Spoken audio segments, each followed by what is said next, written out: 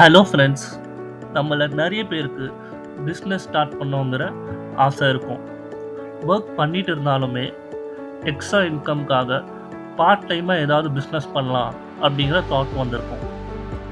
ஒரு பிஸ்னஸை நீங்கள் ஆரம்பிக்கணும்னா அதுக்கு முதல்ல நீங்கள் உங்கள் பிஸ்னஸை லீகலி ரெஜிஸ்டர் பண்ணணும்.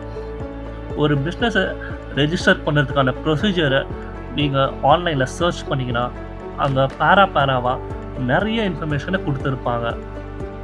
இந்த வீடியோவில் நம்ம பிஸ்னஸை எப்படி ரெஜிஸ்டர் பண்ணணும் அப்படிங்கிறத சிம்பிள் ஸ்டெப்ஸில் பார்க்க போகிறோம். ஒரு பிஸ்னஸை ரெஜிஸ்டர் பண்ணோன்னா என்ன மாதிரியான டாக்குமெண்ட்ஸ் தேவை, அதுக்கு எவ்வளோ காஸ்ட் ஆகும், இந்த மாதிரியான நிறைய இம்பார்ட்டன்ட் டீட்டெயில்ஸை இந்த வீடியோவில் பார்க்க போகிறோம்.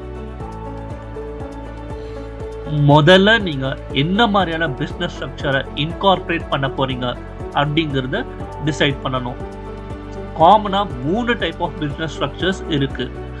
1 person company, limited liability partnership, private limited.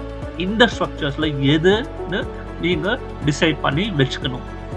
அதுக்கப்புறமா எத்தனை நம்பர் ஆஃப் பார்ட்னர்ஸ் இல்லை டைரக்டர்ஸை நீங்கள் சேர்க்க போகிறீங்க அப்படிங்கிறத முன்கூட்டியே டிசைட் பண்ணி வச்சுக்கணும். Third step, document preparation. முதல் கேட்டகரியில் proof of identity for share holders இல்லை டைரக்டர்ஸ். ஸோ இதுக்கு நீங்கள் டைரக்டர்ஸோட பேன் கார்டு இல்லை ஆதார் கார்டு இல்லை டிரைவிங் லைசன்ஸ் இந்த மாதிரியான டாக்குமெண்ட்ஸை சப்மிட் பண்ண முடியும். அதுக்கப்புறமா டைரக்டர்ஸோட ப்ரூஃப் ஆஃப் அட்ரஸ். இதுக்கு டெலிஃபோன் பில் இல்லை எலக்ட்ரிசிட்டி பில் இல்லை பேங்க் அக்கௌண்ட் ஸ்டேட்மெண்ட் இந்த மாதிரியான டாக்குமெண்ட்ஸை ப்ரூஃப் ஆஃப் அட்ரஸாக சப்மிட் பண்ண முடியும். அதுக்கப்புறமா கம்பெனியோட ரெண்டல் அக்ரிமெண்ட் இதை சப்மிட் பண்ண வேண்டியது இருக்கும். 4வது ஸ்டெப், பேடப் கேபிட்டல் அமௌண்ட் எவ்வளோங்கிறத டிசைட் பண்ணுறது. ஒரு கம்பெனியை நீங்கள் ஸ்டார்ட் பண்ணும்போது ஒரு இனிஷியல் அமௌண்ட்டை இன்வெஸ்ட் பண்ணி அதுக்கு ஷேர்ஸ் கொடுக்கணும். ஸோ அந்த அமௌண்ட் எவ்வளோங்கிறத நீங்கள் டிசைட் பண்ணிக்கணும். யூஸ்வலாக 1 lakh இல்லை 50,000 அந்த மாதிரி அமௌண்ட்டை தான் பேடப் கேபிட்டலாக இன்வெஸ்ட் பண்ணுவாங்க. 5வது ஸ்டெப், டிஎஸ்சிக்கு அப்ளை பண்ணுறது, அதாவது டிஜிட்டல் சிக்னேச்சர் சர்டிஃபிகேட். ஃப்யூச்சரில் உங்கள் கம்பெனிக்காக நீங்கள் எந்த விதமான டாக்குமெண்ட்ஸுமே சைன் பண்ணி சப்மிட் பண்ணணும்னு நினச்சாலுமே உங்களுக்கு இந்த டிஎஸ்சி கம்பல்சரி தேவை.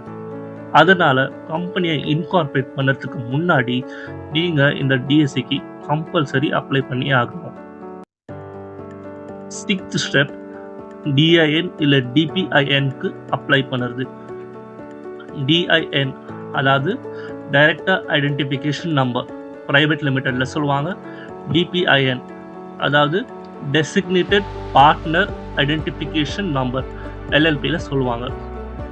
ஸோ உங்கள் கம்பெனியை நீங்கள் ரெப்ரசன்ட் பண்ணோன்னா கண்டிப்பாக உங்களுக்கு இந்த யூனிக் ஐடென்டிஃபிகேஷன் நம்பர் தேவைப்படும்.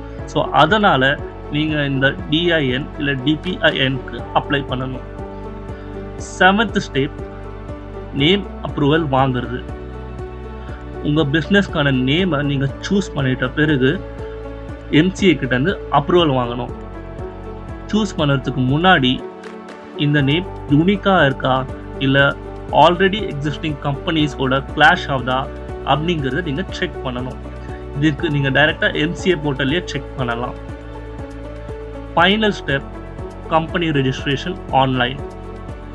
ஸோ ஒன்ஸ் நீங்கள் டிஎஸ்சி, டிஐஎன் அதுக்கப்புறம் நேம்க்கான அப்ரூவலை வாங்கிட்டீங்கன்னா நீங்கள் கலெக்ட் பண்ண டாக்குமெண்ட்ஸை ஒரு சிஏ மூலியமாக எம்சிஏ போர்ட்டலில் சப்மிட் பண்ணணும். அப்படி நீங்கள் பண்ணிங்கன்னா அவங்க அதை ப்ராசஸ் பண்ணிவிட்டு உங்களுக்கு சர்டிஃபிகேட் ஆஃப் இன்கார்பரேஷன் அப்படிங்கிற ஒரு டாக்குமெண்ட்டை கொடுப்பாங்க. அந்த டாக்குமெண்ட் வந்துருச்சுன்னா உங்கள் கம்பெனி லீகலி ரெஜிஸ்டர்ட் அப்படின்னு அர்த்தம். பிஸ்னஸ் ரெஜிஸ்ட்ரேஷனுக்கான காஸ்ட் என்னன்னு நீங்கள் பார்த்தீங்கன்னா 1 பர்சன் கம்பெனிக்கு 7,000லேருந்து 10,000 வரைக்கும் ஆகலாம். எல்எல்பிக்கு 7,000லேருந்து 15,000 வரைக்கும் ஆகலாம். ப்ரைவேட் லிமிடெட் கம்பெனிக்கு 7,000லேருந்து 30,000 வரைக்கும் ஆகலாம். ஸோ இந்த வீடியோவில் நம்ம பிஸ்னஸ் ரெஜிஸ்டர் பண்ணுறதுக்கான ப்ரொசீஜரை சிம்பிள் ஸ்டெப்ஸில் பார்த்தோம். இதே மாதிரி இன்னும் நிறைய பிஸ்னஸ் ரிலேட்டட் வீடியோஸ் நீங்கள் பார்க்கணுன்னு ஆசைப்பட்டீங்கன்னா மறக்காமல் இந்த சேனலுக்கு சப்ஸ்கிரைப் பண்ணுங்கள்.